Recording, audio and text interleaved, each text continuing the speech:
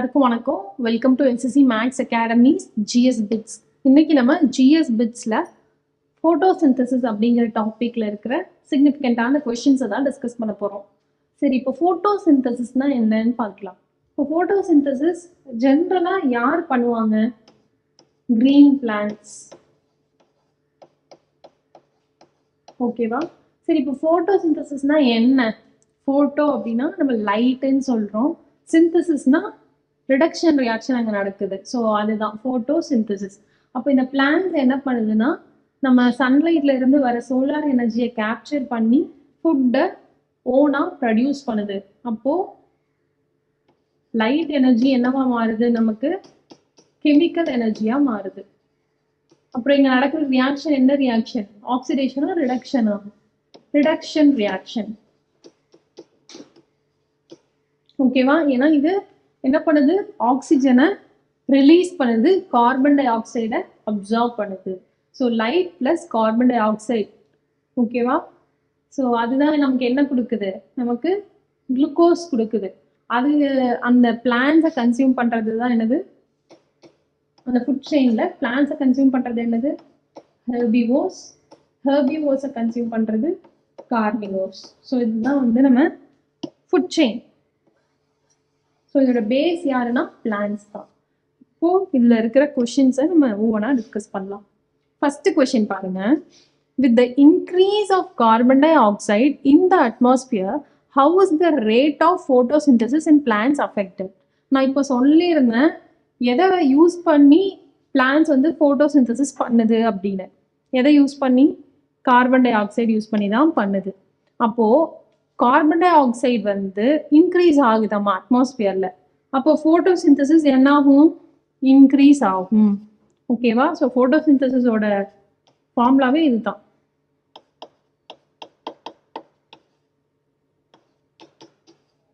அப்போ ஆக்சிஜனை அது ரிலீஸ் பண்ணிடுது, கார்பன் டை ஆக்சைடை அப்சர்வ் பண்ணி அதுதான் என்னவா கன்வெர்ட் பண்ணுது?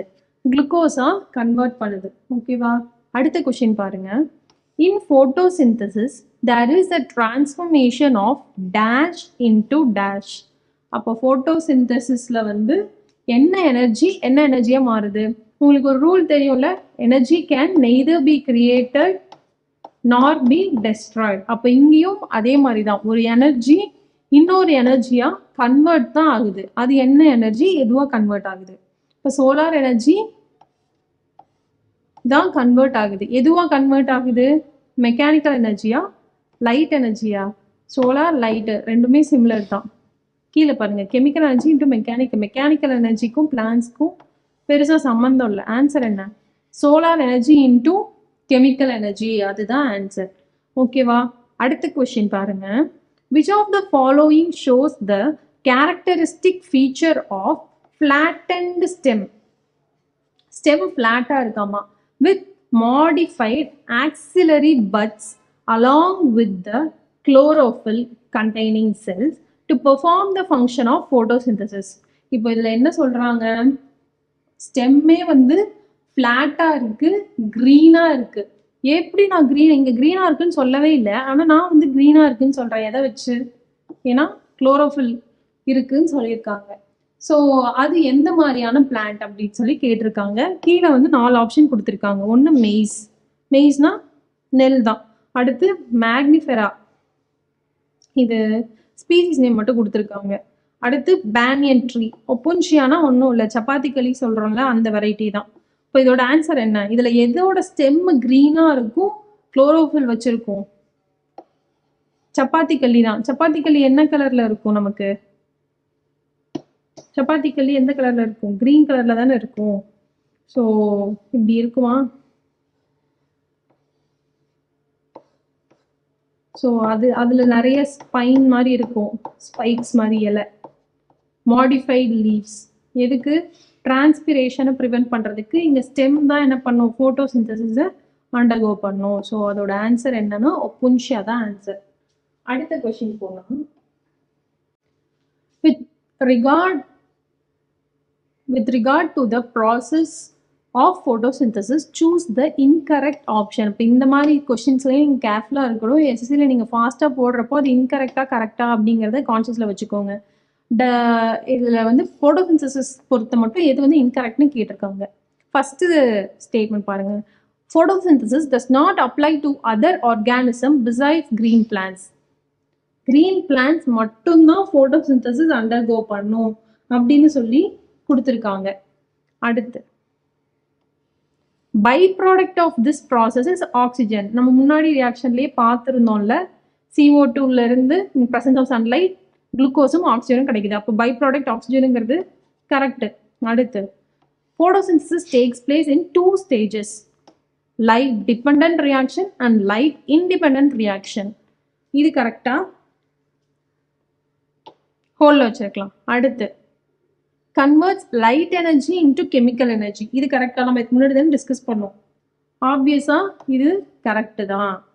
அப்போ இதுல எது வந்து இன்கரெக்டான ஆப்ஷன் அப்படின்னா ஃபர்ஸ்ட் ஒன் மட்டும்தான். ஃபோட்டோசிந்தசிஸ், ஃபோட்டோனா லைட்டில் ரிடக்ஷன் நடக்குது. அப்போ நமக்கு வந்து இது க்ரீன் பிளான்ட்ஸில் மட்டும்தான் நடக்கும் அப்படின்லாம் இல்லை. ஸோ இதுதான் வந்து இன்கரெக்ட். ஓகேவா? அடுத்த கொஷின் பாருங்க. Which one of the following is are the adverse effect of acid rain? அப்போ ஆசிட் ரெயின்னா என்ன? ஆசிட் ரெயின்னா ஒன்றும் இல்லை, நம்ம நிறைய ஏர் பொல்யூஷன் கிரியேட் பண்ணுறோம், நம்ம வெஹிக்கிள்ஸ் யூஸ் பண்ணுறோம், அதுக்கப்புறம் வந்து நிறைய இண்டஸ்ட்ரீஸ் ரன் ஆகிட்டு இருக்கு, அதுல இருந்து வர nitrous oxide, sulphur di oxide என்ன ஆகும்னா ரெயின் வாட்டரோட ரியாக்ட் பண்ணும். ரெயின் வாட்டர் தான் H2O ரியாக்ட் பண்ணி என்ன கொடுக்கும்னா HNO3யும் or H2SO4. HNO3ங்கிறது என்னது? Nitric acid. H2SO4ங்கிறது சல்ஃபியூரிக் ஆசிட். இப்போ இது ரெண்டையும் என்ன பண்ணிடுவோம்? எமிட் பண்ணிடுவோம். ஸோ இது என்னது? இதுவும் ரெயின் வாட்டரோட கலந்து நமக்கு நிலத்துல வரும். ஸோ இது வந்து என்னது? ரொம்ப நல்லதா இல்லை டாக்ஸிக்கா? டாக்ஸிக் தானே. Toxic to humans, animals and environment. இது வந்து இப்போ பாண்ட்ஸ், லேக்ஸ்லாம் விழுதுன்னு வைங்க, அங்க இருக்கிற ஆர்கானிசம்ஸ் எல்லாமே அஃபெக்ட் ஆகும். அதே வந்து ஒரு ஃபாரஸ்ட்ல விழுது அப்படின்னா பிளான்ட்ஸ் எல்லாமே அஃபெக்ட் ஆகும். ஹியூமன்ஸ்க்கு நிறைய ஸ்கின் டிசீசஸ்லாம் வர்றதுக்கு வாய்ப்பு இருக்கு. அதே பில்டிங்ஸ் அது மேலெல்லாம் விழுந்தனா அரிப்பு ஏற்படும். ஸோ இப்போ இதுதான் கான்செப்ட். இப்போ இந்த கான்செப்டை மைண்டில் வச்சுட்டு நம்ம இந்த ஸ்டேட்மெண்ட்ஸ் பார்க்கலாம். எதெல்லாம் வந்து அட்வர்ஸ் எஃபெக்ட் ஆஃப் ஆசிட் ரெயின்னு கேட்குறாங்க. Leads to ozone depletion. Ozone எங்கே இருக்கு? அட்மாஸ்பியரில் நிறைய லேயர்ஸ் இருக்கு. அதில் ஒன் ஆஃப் த லேயர் வந்து என்னது? ஸ்ட்ராட்டோஸ்பியர். அந்த ஸ்ட்ராட்டோஸ்பியரில் தான் ஓசோன் இருக்கு. அதுக்கும் ஆசிட் ரெயினுக்கும் ஏதாவது சம்மந்தம் இருக்கா? இல்லை. அடுத்து reduction in the productivity of the land. இது கரெக்டா? Correct. Inhibit trees ability to reproduce. ஆமாம், ட்ரீஸ் மேலே விழுந்தா அதுக்கு ஒரு பிரச்சனை தானே. Correct. Helps in the photosynthesis process. கரெக்டா? ஆசிட் ரெயின் எந்த வகையிலையும் ஃபோட்டோசிந்தசிஸை ஹெல்ப் பண்ண போகிறது கிடையாது. ஸோ நீங்கள் வந்து இந்த ஆப்ஷன் டியும் ஏயும் எலிமினேட் பண்ணிட்டீங்கன்னா எது ஆன்சர்? பிஎன்சி தான் இதுக்கான ஆன்சர். ஓகேவா? அடுத்த கொஸ்டின் பார்க்கலாம். What are the products of chemical reactors 12H2O plus 6CO2 plus light energy involved in the process of photosynthesis?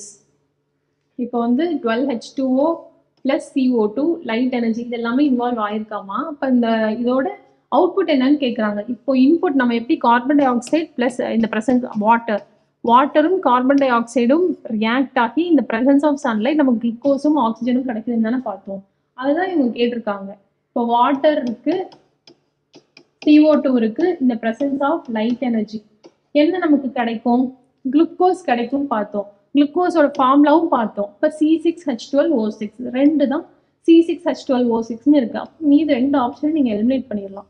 அடுத்து பாருங்க, வாட்டரை அதை டிரான்ஸ்பிரேஷன், அதாவது ஒவ்வொரு லீஃபும் வாட்டர் வந்து இஜெக்ட் பண்ணும்ல, ஸோ அந்த ப்ராசஸ் தான். வாட்டரும் பை ப்ராடக்டாக கிடைக்குது. அடுத்து பாருங்க, ஆக்சிஜனுங்கிற இது பார்க்க ஆக்சிஜன் மாதிரி தான் இருக்கும், ஆனால் பாருங்க O6ன்னு கொடுத்துருக்காங்க. ஆக்சிஜனோட ஃபார்முலா என்னது? O2. ஸோ 6O2 தான் கரெக்ட். இப்போ இதோட ஆன்சர் இதுதான். இப்போ என்டையர் ஃபோட்டோசிந்தசிஸோட ரியாக்ஷன் பார்த்துக்கோங்க. Water plus carbon di oxide இந்த ப்ரெசன்ஸ் ஆஃப் சன்லைட் நமக்கு என்ன கிடைக்குது? C6H12O6 water and oxygen. இதுதான் photosynthetic reaction. இது உங்களுக்கு எக்ஸாம்ஸ்லயும் கேட்கலாம். ஸோ தெரிஞ்சு வச்சுக்கோங்க. அடுத்த கொஸ்டின் பாருங்க. The percentage of solar energy absorbed by the leaves of the green plant in photosynthesis. அப்ப நமக்கு சன்லைட்ல இருந்து abundant amount of energy வருது. ஓகேவா? ஸோ அந்த லைட்ல எவ்வளோ பர்சன்ட் வந்து கிரீன் பிளான்ட்ஸ் போட்டோசிந்தசிஸ்க்காக யூஸ் பண்றாங்க அப்படின்னு சொல்லி கேட்டிருக்காங்க. இதோட ஆன்சர் வந்து 1. ஸோ அந்த abundant amount of சன்லைட்ல இருந்து ஜஸ்ட் 1% ஆஃப் எனர்ஜி மட்டும்தான் யார் யூஸ் பண்றது?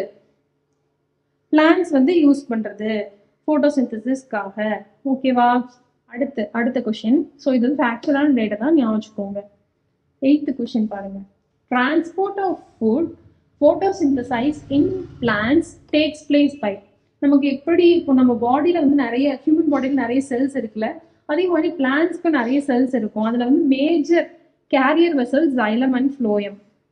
இதுல வந்து அந்த ஃபுட்டை கேரி பண்றது எந்த செல்ஸ் அப்படின்னு தான் கேட்டிருக்காங்க. ஸோ ஃபுட்டை கேரி பண்றது எந்த செல்ஸ்னா phloem. அப்போ xylem என்னதுன்னா வாட்டர் கண்டக்டிங், வாட்டரை டிரான்ஸ்மிட் பண்றது xylem, ஃபுட்டை டிரான்ஸ்போர்ட் பண்றது phloem. ஓகேவா? ஸோ phloem தான் ஆன்சர். Next question.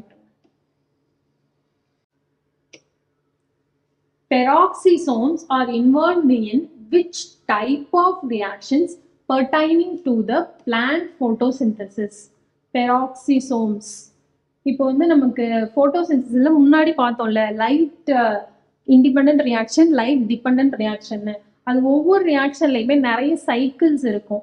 அந்த சைக்கிள்ல எந்த சைக்கிளோட இது வந்து இன்வால்வ் ஆயிருக்கு அப்படின்னு சொல்லி கேட்டிருக்காங்க. பெராக்சிசோம்ஸ் அது எதோட இன்வால்வ் ஆயிருக்குன்னா கிளைஆக்சிலேட் சைக்கிள், இதோட தான் இன்வால்வ் ஆயிருக்கு. ஓகேவா? ஸோ இதுல வந்து ஒவ்வொரு சைக்கிள் எது வந்து லைட் டிபெண்ட், எது லைட் இண்டிபெண்ட், இது வந்து ஒரு டாஸ்கா எடுத்து அதை வந்து நீங்க இன்னைக்கு கம்ப்ளீட் பண்ணிடுங்க. ஓகேவா? 10th கொஸ்டின் பாருங்க. ஒரு சைட்ல வந்து உங்களுக்கு வந்து அந்த மாடிஃபிகேஷன், ரூட், ஸ்டெம், லீஃப், அதோட மாடிஃபிகேஷன் மாதிரி கொடுத்துருக்காங்க. இன்னொன்று அதோட பர்பஸ் என்னென்ன அப்படின்னு சொல்லி கொடுத்துருக்காங்க. ஃபர்ஸ்ட் நம்ம வந்து ஃபைலோக்ளேட்ஸ். இந்த ஃபைலோக்ளேட்ஸ் அப்படிங்கிறது என்ன பண்ணும் அப்படின்னா, நம்ம அந்த பார்த்தோம்ல அந்த சப்பாத்தி கல்லின்னு, அது என்ன ஆயிருக்கும்னா அந்த அந்த ஸ்டெம்மே வந்து லீஃபா மாடிஃபை ஆயிருக்கும். எதுக்காகனா ஃபோட்டோசிந்தசிஸ்க்காக தானே. கிட்டத்தட்ட இதுவும் சேம் அதே மாதிரி சிமிலரான ஒரு ஃபீச்சர் தான். So phylloclades will help in photosynthesis. அடுத்து ஹவுஸ்டாரியா, இந்த ஒட்டுணிங்கிற மாதிரி சொல்லுவாங்க. பிளான்ஸ் இருக்கும், அந்த பிளான்ஸ் கிரீன் பிளான்ஸை சுற்றி, பிளான்ஸோ இல்லை ட்ரீஸோ அதை சுற்றி வந்து ஒரு க்ரீப்பர் மாதிரி ஒட்டிட்டு இருக்கும். அது என்ன பண்ணுன்னா இந்த பிளான்ஸ் கிட்ட இருந்து இருக்கிற நியூட்ரிஷன் எல்லாத்தையுமே அப்சர்வ் பண்ணிக்கும். அப்சர்வ் பண்ணிட்டு அது வந்து உயிர் வாழும். ஸோ இதுக்கு லைட்டா பாராசைட்டிக் கைண்ட் ஆஃப் பிளான்ட். அதை தான் நம்ம ஹவுஸ்டாரியா, அதோட எக்ஸாம்பிள் தான் ஹவுஸ்டாரியா. ஸோ ஹவுஸ்டாரியாங்கிறது என்னது? ஒரு பிளான்ட்ஸ் மேலேயோ ட்ரீஸ் மேலேயோ ஒட்டுணி மாதிரி இருந்துட்டு அதோட நியூட்ரியன்ஸை குடிச்சிட்டு உயிர் வாழ்றது, அதுதான் ஹவுஸ்டாரியா. அடுத்து ஸ்டில் ரூட்ஸ். ஸ்டில் ரூட்ஸ்னா ஒன்றும் இல்லை, நம்ம வந்து இப்படி இருக்கும், இந்த ட்ரீஸ் வந்து இப்படி இந்த மாதிரி, அப்புறம் வேர்ல இருந்து அதாவது இந்த பிரான்ச்சஸ் இருக்குல்ல, அந்த பிரான்ச்சஸ்ல இருந்து கூட இப்படி இருக்கும். அதாவது லேண்டுக்கும் இந்த ட்ரீக்கும் ஒரு சப்போர்ட் இருக்கும். Best example banyan tree. அதுல பேனியன் ட்ரீல நிறைய அந்த விழுதுகள் வந்து நம்ம ஏர்த்தோட ஒட்டிட்டு இருக்கோம். அதுதான் வந்து ஸ்டில் ரூட்ஸ்னு சொல்லுவாங்க. இன்னொன்று வந்து மேங்க்ரூவ்ஸ் தான் பெஸ்டஸ்ட் எக்ஸாம்பிள். ஸோ அந்த மேங்க்ரூவ்ஸ்ல என்ன ஆகும் அப்படின்னா, அந்த மேங்க்ரூவ்ஸ் ஜென்ரலா எந்த ரீஜன்ல இருக்குன்னு தெரியுமா? எந்த இடத்துல வந்து நதி வந்து கடல்ல கடக்குதோ அந்த மாதிரி ரீஜன்ல மேங்க்ரூவ்ஸ் அதிகமா இருக்கும். ஸோ அந்த மேங்க்ரூவ்ஸ் இருக்கிற அந்த நிலப்பகுதி எப்படி இருக்கும்? ஸ்ட்ராங்கா இருக்குமா வீக்கா இருக்குமா? ஏன்னா கடல் பகுதியில இருக்கு. அப்ப அந்த மண் வந்து ரொம்ப லூஸா இருக்கும். இதுக்கு அட்டாச் பண்றதுக்கு, அதாவது வேர் வந்து கொஞ்சம் கஷ்டப்படும் மண்ணோட அட்டாச் பண்றதுக்கு. ஸோ அந்த எக்ஸ்ட்ரா சப்போர்ட்டுக்காக இந்த ஸ்டில் ரூட்ஸ் யூஸ் ஆகும். இங்க யூஸ்வலா ட்ரீஸ் இப்படி இருக்கும்ல, இந்த ஸ்டில் ரூட்ஸ்னா ஒன்றும் இல்லை, இப்படி இருக்கும். ஸ்டெம் ரூட் வந்து எல்லா பக்கமும் இப்படி இருக்கும். ஓகேவா? ஸோ நிலப்பகுதி, அதாவது நிலப்பகுதி இப்படி இருக்குன்னா நமக்கு அந்த ஸ்டில்ட் ரூட்டை நம்ம அபவ் த சர்ஃபேஸே பார்க்கலாம். அதுதான் ஸ்டில்ட் ரூட்ஸ். இது எதுக்காகனா மெக்கானிக்கல் சப்போர்ட்காக. ஸோ அதுக்கப்புறம் தான்ஸ் எதுக்கும் இல்லை, டிஃபென்சிவ் மெக்கானிசம்னு சொல்லலாம். இன்னொரு பர்பஸ் என்ன அப்படின்னா டிரான்ஸ்பிரேஷன் லாஸை ப்ரிவென்ட் பண்றதுக்கு. இதுக்கு தான் நமக்கு தான்ஸ் இருக்கு. யூஸ்வலா லீஃப் தான் இருக்கும் ஒரு ட்ரீல. அந்த லீஃப் வந்து தான்ஸா மாடிஃபை ஆயிருக்குன்னு வச்சுக்கோங்க. ஏன் மாடிஃபை ஆயிருக்குன்னா 2 பர்பஸ். ஒன்று டிஃபென்சிவ் மெக்கானிசம், இன்னொன்று என்னன்னா லீஃப் இப்படி ப்ராடா இருக்கு. ஸோ இவ்வளோ பெரிய ப்ராட் லீஃப்ல வாட்டர் லாஸ் ஈஸியா நடக்கும், அதிகமா நடக்கும்.